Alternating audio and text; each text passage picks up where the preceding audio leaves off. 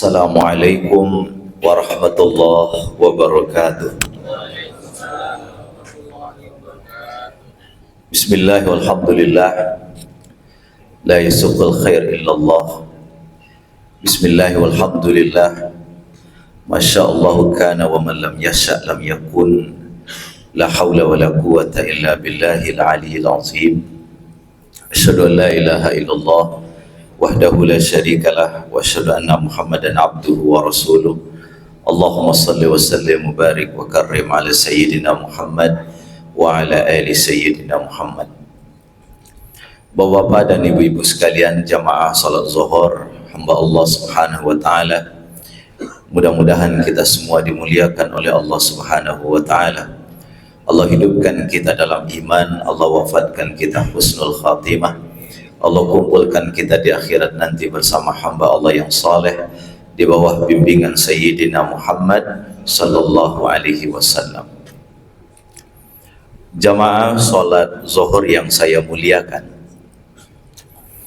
ada 3 konsep yang satu sama lain saling terkait. Apabila satu di antaranya hilang, maka alam ini tidak seimbang. Konsep itu di dalam kajian filsafat disebut dengan trilogi metafisika, yaitu Allah, manusia, dan alam semesta. Allah, manusia, dan alam semesta. Yang pertama Allah. Kenapa Allah? Karena dialah yang pertama, dialah yang terakhir. Dialah sebagai Rabb. Dia memperkenalkan dirinya, Alhamdulillahi Rabbil Alamin. Segala puji bagi Allah, Rabbil Alamin, Tuhan sekalian alam. Allah kita itu Rabb, tapi Rabb yang disembah belum tentu Allah. Makanya dibedakan oleh para ahli teolog bahwa Allah itu pasti Tuhan, tapi Tuhan belum tentu Allah. Allah pasti Tuhan dengan 3 karakter. Alhamdulillahi Rabbil Alamin, segala puji bagi Allah Rabb. Kata para ulama tafsir, Rabb itu ada 3 maknanya. Rabb itu sebagai Khalik, dia adalah kreator, sebagai pencipta. Yang kedua, Rabb itu adalah Malik, dia sebagai diraja yang tidak bisa dibantah.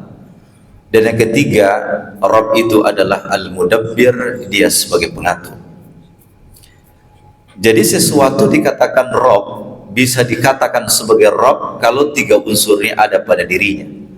Dia mencipta, dia memiliki, dan dia menguasai. Kalau ada Tuhan yang disembah tidak mencipta, batal ketuhanannya. Kalau ada Tuhan yang disembah tidak mengatur, batal ketuhanannya. Dan kalau ada Tuhan yang disembah tidak memiliki, Malik, tidak raja, dia batal ketuhanannya. Maka Allah Subhanahu wa taala yang diperkenalkan dirinya kepada kita, dia adalah Rabb. Dialah yang menciptakan semuanya. Dia yang menciptakan kita, dia menciptakan alam semesta, bahkan dialah yang menciptakan seluruh kejadian dalam setiap tarikan nafas. Sehingga Ibnu Athaillah dalam kitab Al-Hikamnya membuat sebuah kalimat pendek yang sangat dahsyat. Dia mengatakan, ma min nafasin tubdihi walahu illa walahu fika qadrun yumdihi. Tidak ada satupun tarikan nafas yang keluar dari kehidupan kecuali di situ ada takdir Allah yang berlaku. Artinya setiap tarikan nafas kita ini ada ucapan Allah yang berlaku, ada perbuatan Allah yang berlaku, ada keputusan Allah yang berlaku. Kenapa? Karena memang dia adalah sang pencipta, dan dialah yang mengatur, dialah yang memiliki. Kita sama sekali tidak punya apa-apa. Kita tidak punya diri kita. Bahkan nafas yang Allah titipkan kepada kita bukan punya kita. Entahlah nanti jabatan, entahlah nanti otoritas, entahlah nanti kekuasaan, Ya, diri kita sendiri pun kita tidak memiliki apa-apa. Maka kita untuk menyeimbangkan alam semesta ini, baik yang bersifat makrokosmos ataupun mikrokosmos, yang pertama adalah tempatkan Allah sebagai Tuhan. Kalau Allah ditempatkan sebagai Tuhan, sebagai diri kita sebagai makhluk mikrokosmos, insya Allah seimbang. Kenapa? Karena tidak semua yang kita inginkan terwujud, dan kadang-kadang yang terwujud adalah hal yang di luar keinginan kita. Kalau tidak ada Allah penyeimbang dalam hidup ini, maka kita akan goncang, kita akan frustasi, kita akan stres. Kenapa? Karena kita tidak menempatkan poin pertama yang kita sebut dengan trilogi metafisika tadi itu dalam kehidupan kita. Begitu juga lah dalam kehidupan yang makro, di dalam mengatur dunia, mengatur negeri, mengatur institusi, mengatur apapun itu dalam bentuk makro di luar diri kita. Tatkala titah-titah Tuhan itu jauh dari kita yang kita lakukan, maka gonjang-ganjing sudah pasti terjadi. Kenapa? Keteraturan itu miliknya sang pengatur. Tatkala jauh dari sang pengatur, yang ada bukan teratur tapi kacau di mana-mana. Maka pesan pertama dari teologi metafisika ini adalah kita kalau ingin hidup tenang, baik secara pribadi ataupun dalam kehidupan bermasyarakat, bernegara, dan peradaban secara umum, maka kita kembali kepada Dia yang Maha Ada. Dia ada sebelum kata ada itu ada, dan Dia tetap ada setelah kata ada itu tidak ada. Dan apapun yang ada, apakah kita punya harta, punya jabatan, punya pangkat, punya otoritas, apapun yang ada, tapi kalau jauh dari Dia yang Maha Ada, sesungguhnya tidak ada. Dan apapun yang tidak ada pada diri kita, kalau dia dekat, kita dekat kepada yang Maha Ada, sesungguhnya ada. Yang ada itu adalah Allah Subhanahu wa Ta'ala. Maka inilah yang kita sebut dengan konsep ketuhanan itu. Yang kedua, hadirin sekalian yang saya muliakan, adalah manusia. Jadi ada Allah, ada manusia. Kalau kita melihat di dalam struktur Al-Quran, setelah memperkenalkan nama, maka yang muncul adalah kata Allah dalam ayat Bismillahirrahmanirrahim di awal suratul Fatihah. Setelah disebutkan nama Ismun, Bismi, yang muncul kedua adalah kata Allah. Tetapi begitu kita buka lembaran terakhir dari Quran, yang muncul adalah kata An-Nas, minal jinnati wan nas. Itu memberikan isyarat bahwa segala sesuatu dimulai dengan Allah, dan segala sesuatu nanti berorientasi untuk kemanusiaan. Minal jinnati wan nas. Al-Quran yang 30 juz itu, yang 114 surat itu, yang 6.236 ayat itu, semuanya orientasinya adalah dari Allah untuk manusia. Bahkan tidak ada kehidupan ini kalau tidak ada manusia. Tidak ada alam ini kalau tidak ada manusia. Tidak jadi Allah menciptakan apa yang ada di jagat raya ini kalau tidak ada manusia. Maka begitu Allah Subhanahu wa Ta'ala mendesain alam, setelah Dia mengukuhkan Dia sebagai Tuhan, maka Dia ciptakan pengunyinya yang kita sebut dengan Adam alaihissalam. Maka Nabi Adam alaihissalam begitu diciptakan oleh Allah, maka dia sejak awal penciptaannya memang sudah ditugaskan untuk menjadi pemakmur alam semesta ini. Sehingga di dalam Al-Quran mengatakan huwallazi khalaqalakum ma fil ardi jami'an. Dialah Allah yang menciptakan untuk kamu. Kamu di sini adalah manusia. Apapun yang ada di jagat raya ini semuanya untuk kamu. Maka Bismillah dalam kata nama Allah dalam surah yang pertama Al-Fatihah, dengan seluruh doktrin-doktrinnya, baik yang bersifat humanistik kemanusiaan ataupun yang bersifat eskatologis yang berhubungan dengan alam nanti di akhirat, sorga, neraka, pahala, ya, malaikat, pertanyaan, sirat, mizan, yaitu hal-hal yang bersifat eskatologis. yang kemudian bersifat humanistik, kemanusiaan, keberadaan kita sebagai makhluk sosial, sebagai tetangga, sebagai ayah, sebagai ibu, sebagai pemimpin, semuanya itu berorientasi dengan Allah. Makanya lagi-lagi, kalau keberadaan An-Nas di ujung tadi itu tidak dimulai dengan bismi Allah di awal, maka eksistensi manusia juga dipertanyakan. Kenapa? Karena manusia pada akhirnya tidak bisa berbuat apa-apa kecuali atas izin yang maha kuasa. Itulah yang disebut dengan kalimat la haula wala quwata illa billah. Tidak ada daya dan tidak ada upaya kecuali datang dari Allah Subhanahu wa taala. Makanya seorang imam Masjidil Haram itu mengajarkan sebuah doa, Pak. Kalau bisa doa ini kita hafal.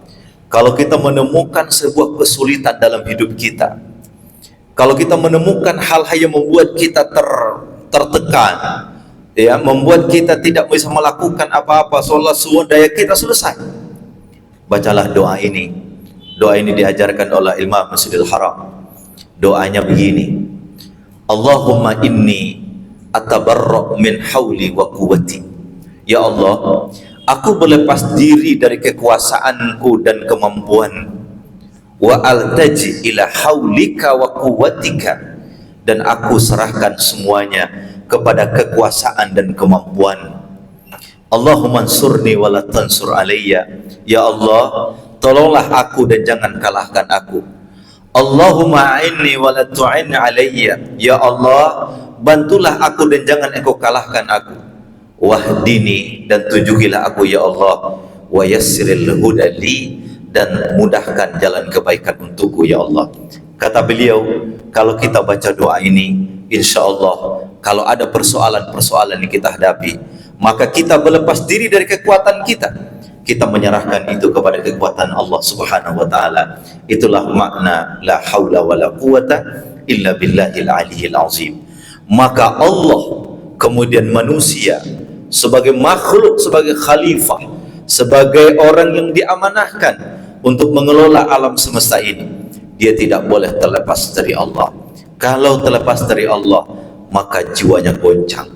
Itulah yang dikatakan oleh Profesor Syed Hussein Nasr, seorang teolog, dan dia sebagai seorang futurolog dalam Islam. Dia warga Iran tapi lama tinggal di Amerika. Dia bilang bahwa salah satu kendala dan problem masyarakat abad modern adalah dia jauh dari pusat sentrum hidupnya, yaitu Allah Subhanahu wa taala, sehingga menjadi orang kaya labil, menjadi orang terkenal labil, menjadi pejabat labil. Kenapa? Dia jauh dari kokohan yang maha kokoh, dialah Allah Subhanahu wa taala. Yang terakhir hadirin sekalian, Allah, manusia. Yang ketiga adalah alam semesta. Saya ingin mengatakan bahwa tidak ada unsur ketuhanan dalam kealaman, tetapi juga tidak ada unsur kealaman dalam ketuhanan. Tidak ada unsur Tuhan di alam ini, dan tidak ada unsur alam dalam ketuhanan. Tetapi alam ini adalah lokus manifestasi dari eksistensi Tuhan. Artinya, kalau kita ingin melihat kasih sayang Allah, lihatlah alam semesta ini. Kalau kita ingin melihat keagungan Allah, lihatlah alam semesta ini.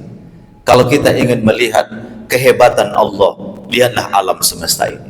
Artinya, tidak ada unsur ketuhanan dalam kealaman, tidak ada unsur kealaman dalam ketuhanan, tetapi Allah menciptakan alam ini sebagai lokus manifestasi eksistensi dirinya. Makanya jangan berpikir tentang Allah, berfikirlah tentang ciptaan Allah.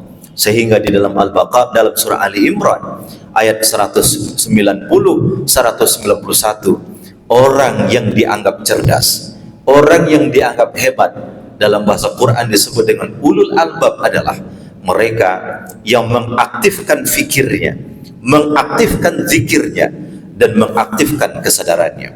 Inna fi khalqis samawati wal ard wa ikhtilafil laili wan nahar la ayatin li ulil albab. Siapa ulul albab itu?